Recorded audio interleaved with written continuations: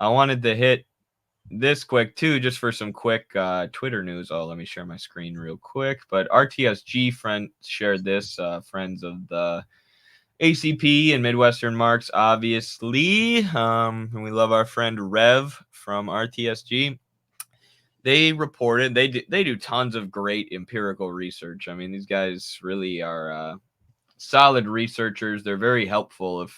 If you're ever gonna debate someone like Vaush and Destiny, I don't know why anyone in our audience would be doing that, but if you are, hit up the guys from RTSG. They'll help you out.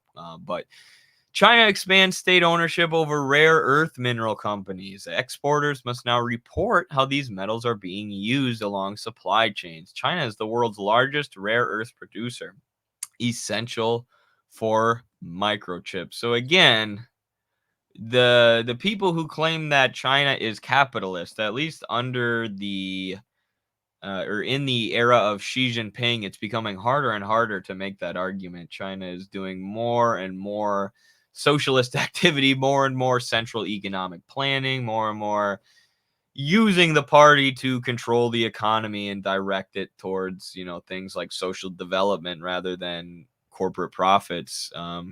This is just another example. Now they are going to be, gathering information on how these metals are being used along supply chains. And this is the kind of information that informs China's 5-year plans. And, if the capitalists, like the people I debated on Jubilee, who say that everything good about China is because of capitalism, if something like this or China's 5-year plans were enacted in America, they would have a brain aneurysm and call it communism.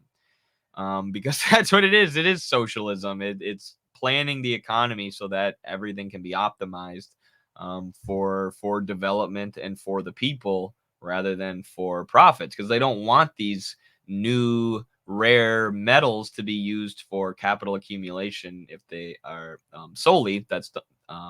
And they probably also don't want the U.S. Or U.S. corporations getting their hands on these first. Guys, if you ever get asked or if you ever get told, everything China has done and its growth, it's because of capitalism, just say, damn, for real? All right, well, sign me up to the Capitalist Party promoting that. Let's do that right now. Because I've never been able to hear a good response to that. If they're capitalists, all right, let's do it. Let's do what they're doing. Um, it's a way of coping. Whatever doesn't work about the current system is socialism.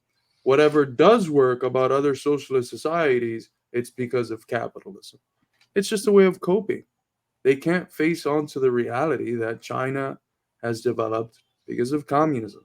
The same reason why the Soviet Union was able to take a feudal, agrarian, backward society and in 20 years, 20, 30 years, make it a superpower that was able to defeat the Nazi war machine. Contrary to what every single expert in Europe expected. They all expected the Soviet Union to be trampled over in weeks, and the Soviet Union won. So that's the power that communism gives people. Yeah, no kidding. I was watching the Third Reich, this World War II movie with my roommate, and I was like, Hollywood is banned from making movies about. There's so many World War II movies, right? And Hollywood is banned from making movies that make the Soviet Union look good. There's a few Soviet World War II movies, but they're like The Death of Stalin. They're like comedies.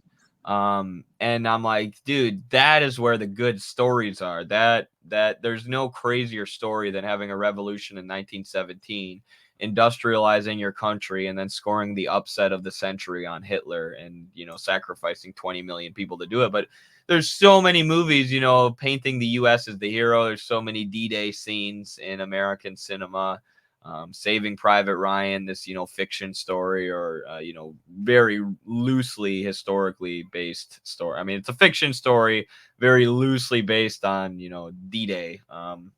But the real movies should be made about the Soviet Union and what went on there. I mean, the Third Reich is an interesting movie. It's about pre-World War II Germany, the way they suppressed and murdered and silenced the communists in order to let the fascists take power.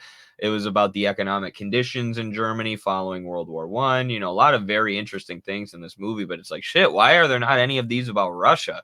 Why are there not any of these, about the Bolshevik Revolution and how terrified people had to be, of the Nazi beast and how heroic it was that their people stood up, and not just the people who fought in the war, but the people who worked and labored to industrialize the country. And at the same time, their literacy rates went from 17% to 99%. Just amazing things that had never, ever before been seen in human history. And there's no movies about it because Hollywood isn't allowed to say anything positive about socialism.